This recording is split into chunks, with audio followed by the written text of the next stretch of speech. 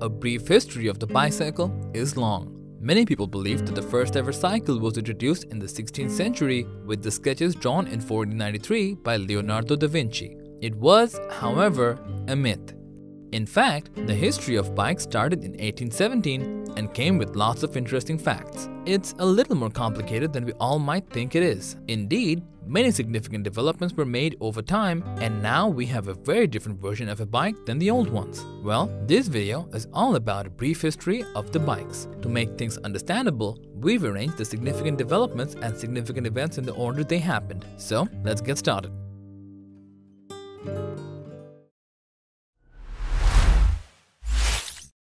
We have to go more than 200 years ago to know how it all began. 1817 was when a German forest official and inventor named Karl Frier von Drais first invented this paddleless velocipede by the name of Laufmaschine. According to Hans Erhard Lessing, who was Drais' biographer, Drais invented this velocipede to replace the dependency on horse riding. After his invention, Germany and France started manufacturing these velocipedes commercially.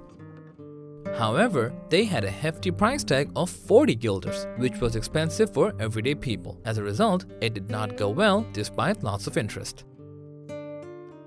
After 43 years of a considerable gap, the first pedal-based cycle was introduced after all. In the 1860s, Pierre Lallement, Pierre Michaud, and Ernest Michaud first introduced the bicycle with pedals attached.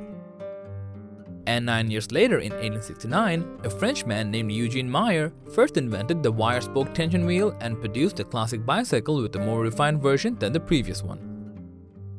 In 1870, James Starley, the father of the British cycle industry, developed a cycle named penny farthing, which was known as a high-wheel cycle and was the first machine that was called a bicycle.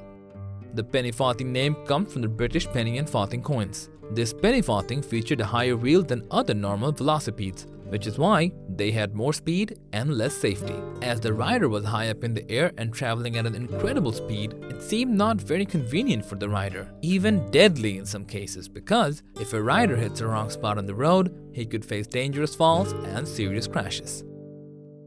It was the decade of the safety bicycle. It was arguably a great invention in the history of the bike. Safety bicycle inventions completely diminished the public perception that a cycle is a dangerous toy. Plus, people started to understand that a cycle can be a daily transport medium for men and women of all ages. In 1885, John Kemp Starley, nephew of James Starley, produced the first safety bicycle named Rover. It featured a steerable front wheel with a significant caster, an equally sized wheel, and a chain drive to the rear wheel. This safety cycle completely erased the name of the high-wheeler in North America and the Western Europe regions. During this period, popular cycle brands such as Bianchi and Fuji were established.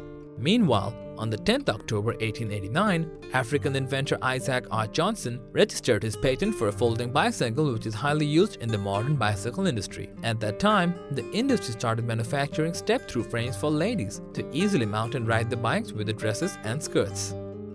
In 1905, the French bicycle tourist, rider, and cycling promoter Paul de Vivy invented a two-speed rear derailleur. At that time, it did not come to light too much. However, in 1937, the derailleur system was introduced to the Tour de France event, allowing riders to use the derailleur to change gear without removing the wheel.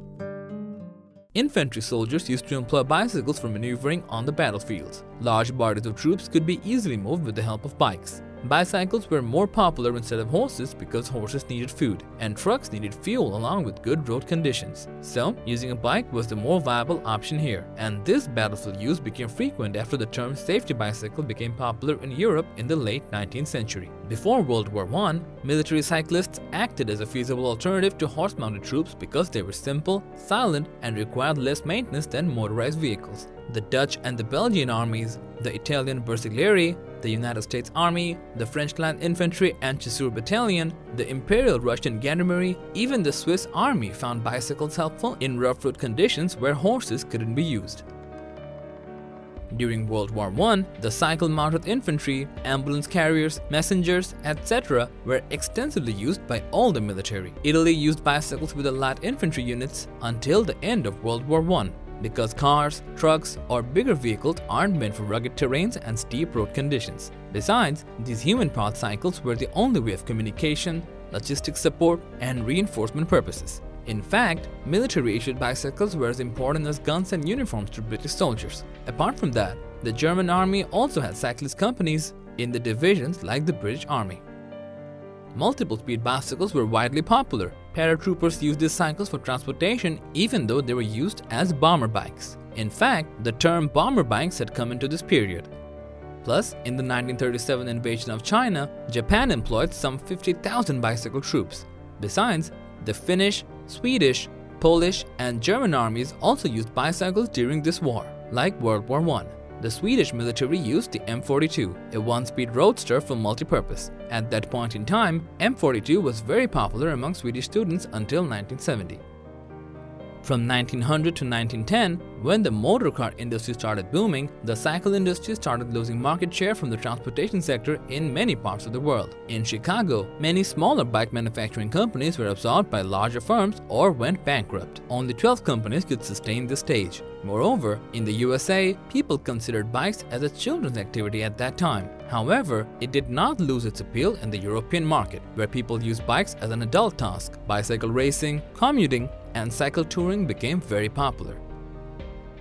In the late 1960s, Americans became very health conscious and understood the benefit of energy-efficient transportation. As a result, the cycle industry boomed again and got the results hand to hand. Annual US sales of adult bicycles doubled between 1960 and 1970. From 1971 to 1975, the cycle industry saw its peak years. In the US, sales of adult bicycles eventually reached nearly 17 million units. In this period, mountain bike was first introduced and several top-notch brands such as Specialized, Trek, Cannondale, etc. were established and started making mountain bikes commercially.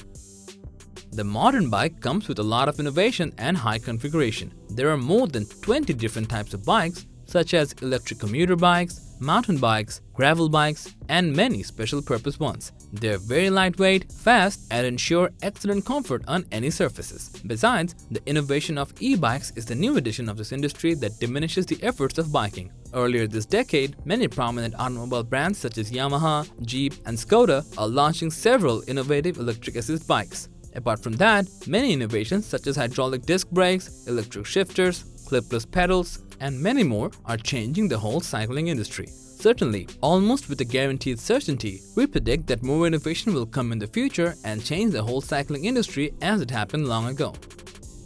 So, that was a brief history of the bicycle. We hope you enjoyed this video and found it informative. Thanks for watching, and keep your eyes peeled through our channel for more exciting videos like this.